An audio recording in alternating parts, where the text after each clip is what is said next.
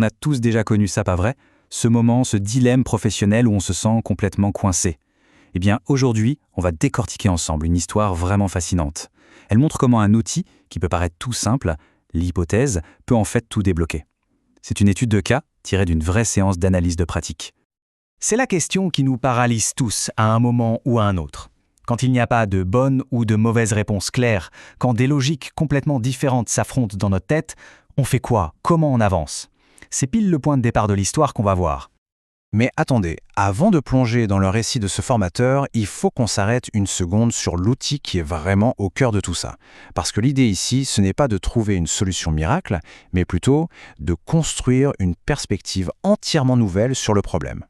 Alors, une hypothèse dans ce contexte, c'est quoi au juste? Il faut tout de suite oublier l'image du labo de science. Ici, c'est une construction collective. C'est un groupe de professionnels qui mettent en commun ses idées, son vécu, ses connaissances pour proposer une explication à une situation qui, à première vue, semble insoluble. L'objectif, ce n'est pas d'avoir raison à tout prix, mais de réussir à voir les choses sous un autre angle, bref, de penser ensemble. Allez, on y est. Plongeons dans le vif du sujet. L'histoire, c'est celle d'un formateur en soins infirmiers. Il se retrouve face à un défi éthique, un de ceux qui donnent vraiment des sueurs froides. Essayons d'imaginer la scène, un simple entretien de bilan de stage, a priori la routine.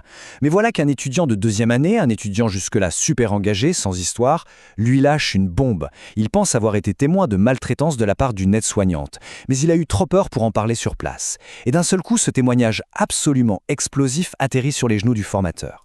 Et là, c'est le blocage total. D'un côté, son instinct, son devoir professionnel lui crie d'agir. Il faut protéger les patients, il faut soutenir cet étudiant. Mais de l'autre, il y a la raison, la petite voix qui murmure « Attention, il n'y a aucune preuve objective. Une accusation comme ça peut détruire une carrière. » C'est exactement ce que la source appelle un conflit décisionnel. C'est une véritable prison mentale. Ce conflit interne est tellement fort qu'il le dit lui-même. Il a l'impression de ne plus être dans l'écoute, mais dans le jugement. Il n'est plus un formateur qui l'a pour accompagner, il est devenu un juge, complètement piégé par sa propre angoisse de mal faire, de ne pas être à la hauteur de son rôle. Complètement dans l'impasse, il a un réflexe brillant. Il ne garde pas ça pour lui. Il décide d'amener sa situation à son groupe d'analyse de pratique. Mais attention, sa demande est très, très précise. Il ne vient pas chercher une solution toute faite. Il veut comprendre pourquoi il se sent aussi coincé.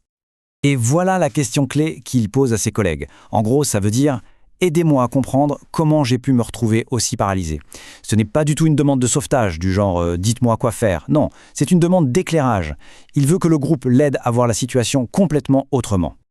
Et c'est là que la magie opère. Un de ses collègues, un certain Pierre, va faire une proposition qui va absolument tout changer. C'est vraiment à ce moment-là qu'on voit toute la puissance de l'outil de l'hypothèse en pleine action.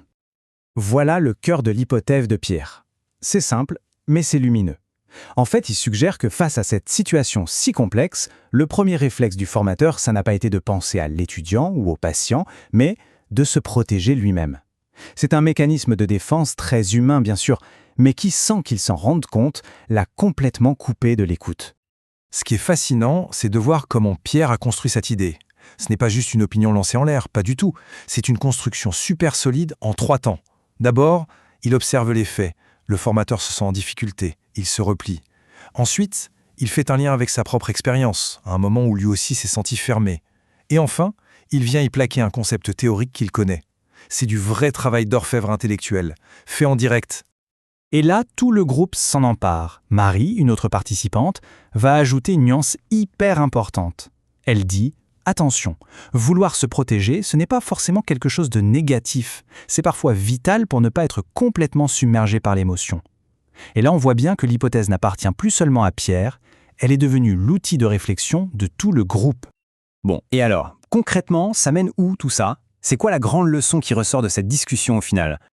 La prise de conscience finale, elle est à la fois toute simple et assez révolutionnaire. Et si la meilleure décision à prendre, c'était de ne pas en prendre tout de suite. En fait, différer l'action, ce n'est pas une fuite, c'est une vraie stratégie. C'est se donner l'espace de respirer, de prendre du recul, d'écouter vraiment. Et au final, de trouver une issue bien plus juste pour tout le monde. C'est ça le vrai changement, la vraie bascule. Grâce à cette hypothèse, le problème a complètement changé de nature. On est passé de la panique du « qu'est-ce que je dois faire ?» à la curiosité du « tiens, qu'est-ce qui est en train de se passer au juste ?» Un dilemme qui était une source d'angoisse personnelle est devenu une formidable occasion d'apprendre pour tous les participants. Cette étude de cas issue de la source se termine sur cette question ouverte, une question qui fait forcément écho. Comment est-ce que ces situations résonnent avec nos propres pratiques professionnelles ?